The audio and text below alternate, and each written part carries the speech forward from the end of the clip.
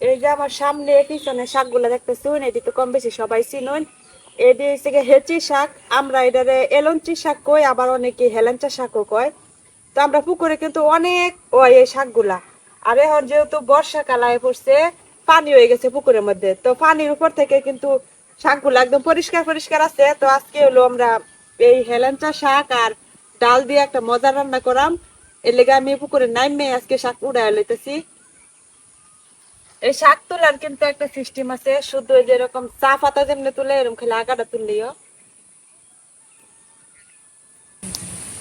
এই যে আমরা পুকুরের মধ্যে কিন্তু যেরকম কলমি শাক হয়, কলমি শাক গুলা একদম তরতাজা, মানে মাত্রই হইতাছে, পানি হইছে, এখন নতুন পানি পায়া হইতাছে।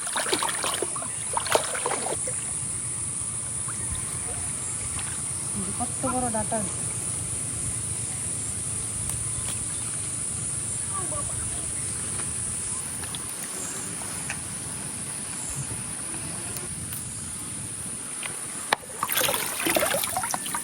এবারে বছরের লাগে কিন্তু এটাই হেলেঞ্চা শাক শেষ খাওয়া মনে হয়, কারণ পরে পুকুরে আরো পানি হয়ে যাবো আর সব গাছ পানির নিচে পড়ে মরে যাবে।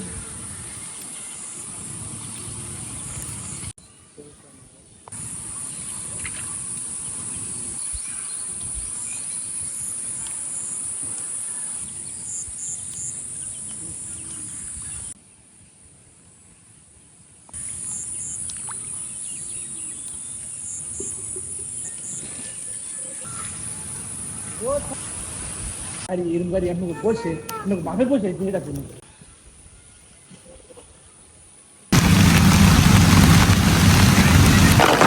কি জোরে বৃষ্টি নামছে,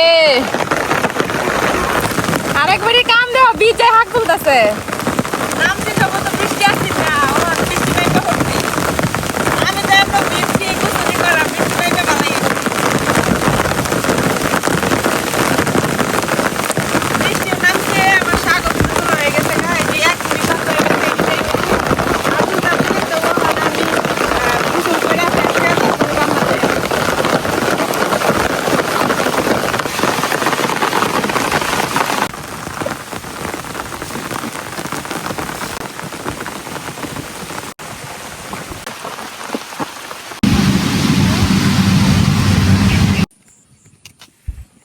তো গোসল টোসল করা শেষ, এই বৃষ্টিও কিন্তু কমে গেছে, হালকা রোদ উঠতেছে।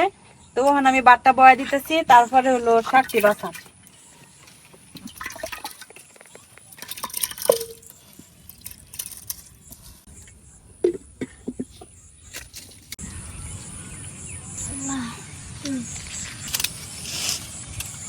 অবস্থা আছে, স্বাস্থ্য না থাকলে গরু গাবে নিয়ে পারছে না। তো আমি এনে ডাল লয়ে লইছি, ডাল দিয়ে এখন ভালো মতো ধুইয়া কিছুক্ষণ ভিজায় রাখবাম। শাক তোলার সময় কিন্তু আমি বাচ্চা বাচ্চা তুলছি, যার কারণে বেশি বাছর লাগতো না। এখন শুধু যদি পোকা টুকা থাকে এটি দেখা দেখা খালি থয়ে দিলি।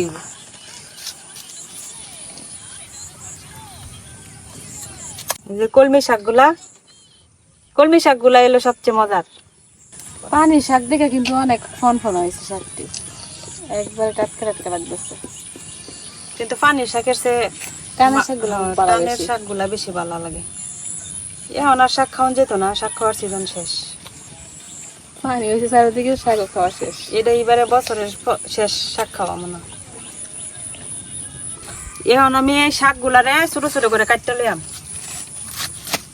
না কাটলেও চলে, তারপরে কাটতে লইয়াম। কাটতে লইলে আর কি রান্নার পরে সবার পাতে সমান যাইবো। আর যদি না কাটতে দেই তাহলে একজনে বেশি পাইবো, আরেকজনে কম পাইবো। তো বেশি না, এরকম আমি বড় বড় করে ডুমায়া খালি থইতেছি। কলমি শাকগুলা কি সুন্দর না? এটা একদম আমরা অর্গানিক কলমি শাক, মানে হাইব্রিড না, একদম আমরা দেশি।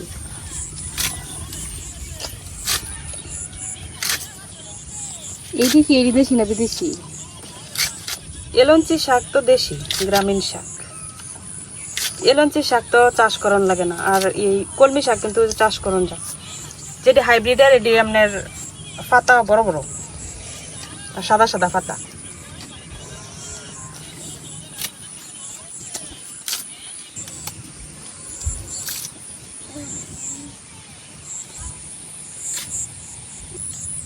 তো এই যে আমার সবগুলা শাক কিন্তু কাটা হয়ে গেছে গা।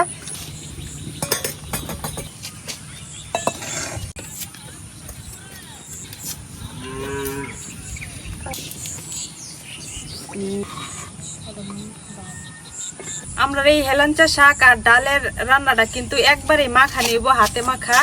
এর লেগে আমি ডাল দিয়ে দিতেছি কড়াইয়ের মধ্যে। এখন শাকগুলারে আমি এই ডালের সাথে দিয়ে দেব একবারে কড়াই।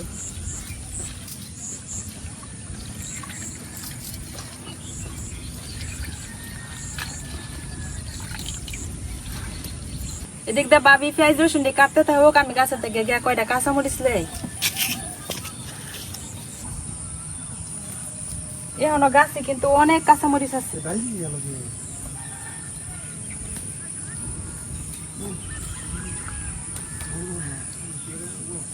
এই কটা দিয়ে হইব, আর তুলো লাগতো না। নাইলা শাকটা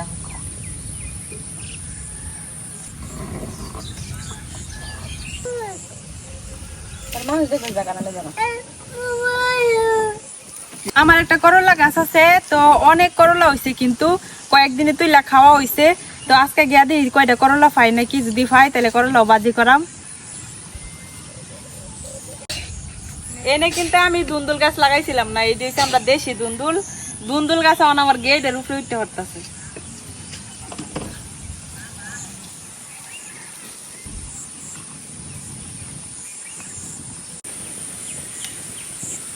এই যে দেখেন একটা কত বড় করলা পাইছি, এরকম কিন্তু অনেক করলা আছে। তো গাছটা কিন্তু আমি কাটতে ফেলাই দেম, কয়েকদিন পরে এটার মধ্যে হলো শশা লাগাইয়াম। এটার লেগে তেমন একটা যত্ন করতেছি না গাছে। বড় বড় এই কয়টাই পাইছি, আর সবটি ছোট ছোট আছে। ছোট করলা কিন্তু বেশি তিতা লাগবো। তো এই কয়টা পারছি এটিতেই আমরা রয়ে যাবো, আর তুলতাম না। এই যে এই কয়টা করলা পাইছি, এটা আরো বড় হইলে এটার মতো হইলে তুললে ঠিক আছে। ভাত কিন্তু আমার প্রায় হয়ে গেছে গা। মানে যে করলা দিয়ে আমরা করতেছিলাম, করলাটির ভিতরে কয়েকটা করলার ভিতরে কিন্তু পোকা ধরে লাইছে। বর্ষাকালে করলা নাকি এরকমই। তো এইদিকে আমার ভাত কিন্তু হয়ে গেছে গা। এখন একটু ভাতটা বয়েল থাক, আর এদিক দিয়ে আমি হলো ডালটা রেডি করে নেই। দিয়ে দেব 1 চামচ ধনিয়ার গুঁড়া, 1 চামচ মরিচের গুঁড়া দিয়ে দিছি, আর 1 চামচ হলুদের গুঁড়া, আর দিয়ে দিতেছি লবণ। আর এনে আমি কিছু পেঁয়াজ রসুন কাঁচামরিচ কুচি কুচি করে কাটতে রাখা হয়েছে, এটি দিয়ে দেম। সবটা দিতাম না, কিছু রাখাম, পরে আবার বাগার দিয়াম। তো এনে আমি অর্ধেক অর্ধেক দিয়ে দিতেছি।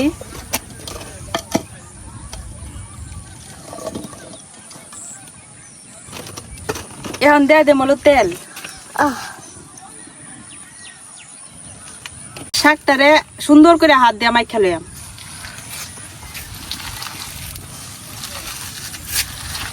এখানে অল্প পানি দিয়ে লইয়াম, একদম আমার হাতটা ধুয়ে যতটুকু পানি লাগে এতটুকু পানি দিয়ে লইয়াম। এই শাকটার মধ্যে মশলা এখন বাসতেছে না, কিন্তু শাকটা যখন সিদ্ধ হইব তখন কিন্তু অল্প হয়ে যাবো, আর এই সময় কিন্তু মশলাটি সুন্দর করে বাসবো। আমার ভাত হয়ে গেছে গা, এখন আমি ভাতটা নামাই নিতেছি।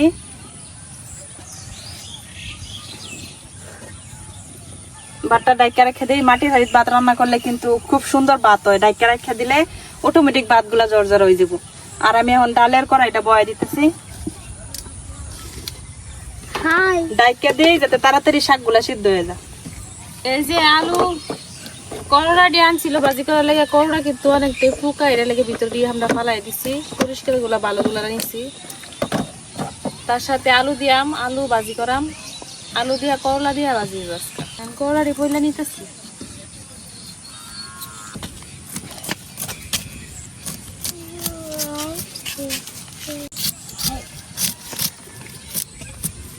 এই যে আমার শাকগুলা কিন্তু এখন একদম মিলাই গেছে, এই যে সিদ্ধ হইয়া।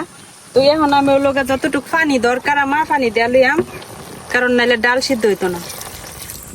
রান্না এরকম করা থাকতে খাইতে সেই স্বাদ। এই যে আমার আলু আর করলা ফলা শেষ।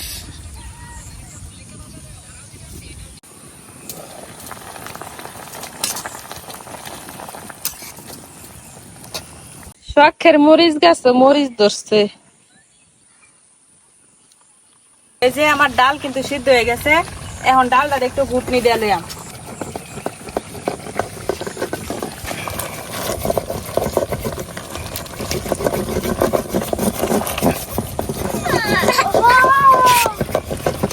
ডাল ঘুটনি দেওয়া হয়ে গেছে, এখন আমি ডালটা নামাই লইয়াম, বাগার দিয়াম।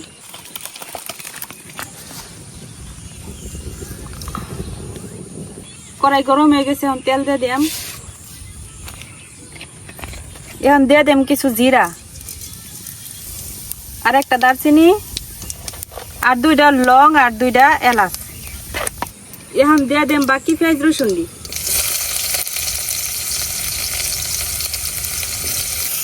ডালটা যে আমি উড়াইছি না, এটাও কিন্তু একদম খাওয়ার লেগে রেডি হয়ে গেছে, কারণ এনে আমি তেল পেঁয়াজ রসুন সবকিছু দিয়ে একবার রান্না করছিলাম।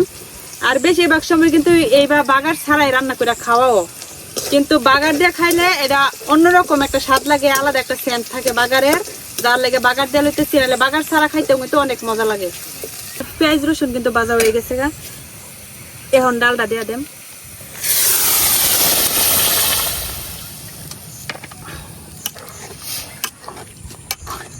রেখে দিন বাগার গেল। এখন ডাইকা কিছুক্ষণ জাল দিয়াম। বাগার দেওয়ার সাথে সাথে ডাইকা দিলে বাগারের যে গ্রানটা, এটা পুরাটা সব তরকারির সাথে মিশা যায়, গ্রানটা কিন্তু বাইরে বাড়ো না। এর লেগে যে কোনো জিনিস বাগার দেওয়ার পরে সাথে সাথে ডাইকা দেওয়ার লাগে।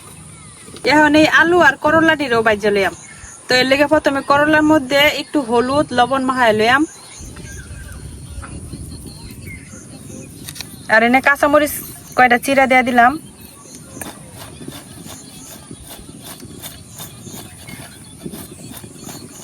তো রেডি হয়ে গেছে, এখন এটা শুধু তেলের মধ্যে ভাজা লইয়াম। এই যে আমার ডালও কিন্তু হয়ে গেছে, এখন ডালটা নামাই লইয়াম।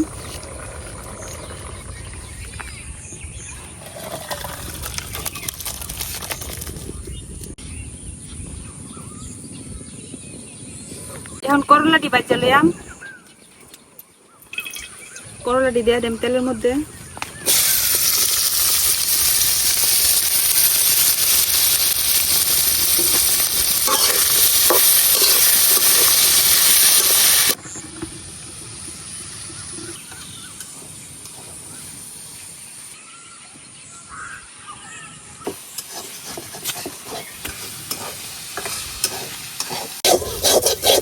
এই যে আমার করলা ভাজিটা কিন্তু হয়ে গেছে, এখন এটা নামাই নিতেছি।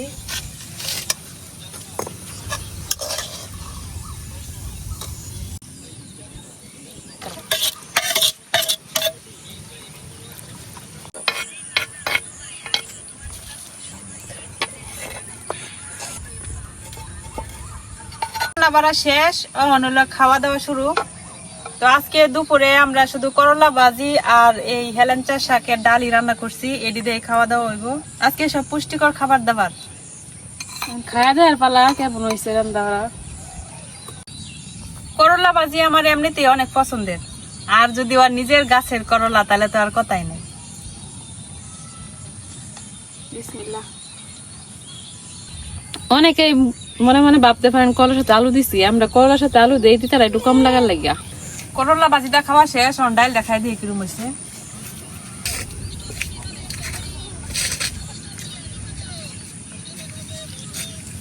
ডালটা দেখে মনে হইতেছে যে খায়ালাই কোন সময় খায়াম, মানে এত মজা, যারা খাইছে তারা কই তার একমাত্র।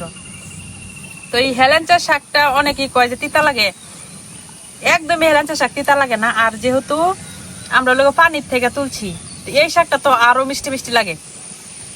তো আপনারা অবশ্যই বাসাত কিন্তু একবার এটা ট্রাই করে দেখবেন। আর যারা হাতের কাছে পাট শাক আছে, পাট শাক দিয়ে সেম এইভাবে রান্না করে দেখবেন যে কত স্বাদ লাগে ডালটা। একদম ডালের মানে খাওয়ার মজাটাই অন্যরকম, পাল্টা দেবো। এর যে তিতা একটা আছে তো, এটা একটু মোটা, আমরা এর ভিতরে তিতা লাগে না, মোটা আরেকটা আছে, এটা তিতা লাগে। সেই স্বাদ। আমারও ভাজি খাওয়া শেষ, এখন ডাল দিয়ে খাই দিই। কেমন হয়েছে ডাল দেওয়া?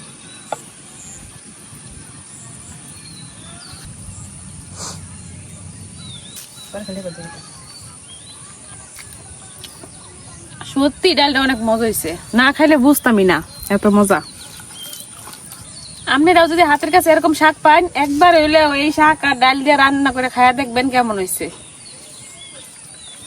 আর বিশেষ করে এই বাগারটা দিবেন, বাগার কিন্তু সবাই দেয় না, আমি ওই লোকে বাগারটা দিয়ে রান্না করছি। বাগার দেওয়ার কারণে আরো বেশি গ্রান বার হয়েছে, একদম মানে ডাল দিয়ে খাইতেছি না কি দিয়ে খাইতেছি মানে বোঝাই জানা, মানে এত টেস্ট হয়। তো এটা আমরা নিজেরা রান্না করছি দেখে না, অনেকেই আছে খাইছে এরকম ডাল দেওয়া শাক রান্নার রেসিপি, তারা কইতে পারবো যে কত মজা হয়।